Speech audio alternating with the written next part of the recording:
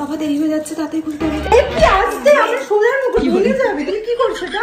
আমার টাইম নেই। তোমার এখন আলমারিতে পড়াতে হয় মুকুটগুলো, এটা রেন্টের জিনিস কিন্তু। আমি অত শত বুঝি না, আমার ট্রেনটা লেট হয়ে যাবে। পড়াশোনা এত সুন্দর করে বলে আস্তে আস্তে ভেঙে যাবে তো আমার জিনিসগুলো।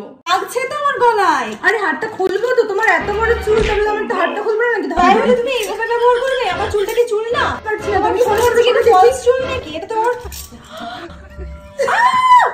জানো দিদি, এই চুলগুলো না আমি এত সুন্দরভাবে বানিয়েছি। একটা তেল বেরিয়েছে না, ওই যে কি একটা বেশ আদিবাসীতে একটা তেল, সবাই বলছিল এটা তোমার অরিজিনাল চুল? আমার অরিজিনাল চুল। তোমাকে দেখে মনে হচ্ছে না অরিজিনাল? যে কানেরটা খুলছো, কানের গুজি যেন না হারায়। আমরা এরকম না হাজার গুজি আমি তোমাকে না, সব গুজি সব কানের সেট হয়। এই মডেলগুলো খোলার সময় গুজিগুলো সব হারিয়ে ফেলে।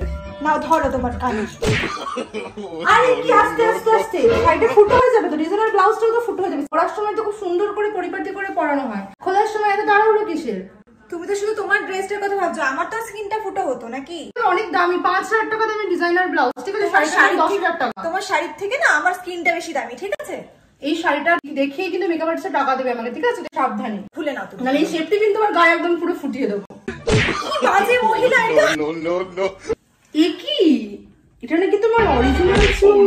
Originally hair. ও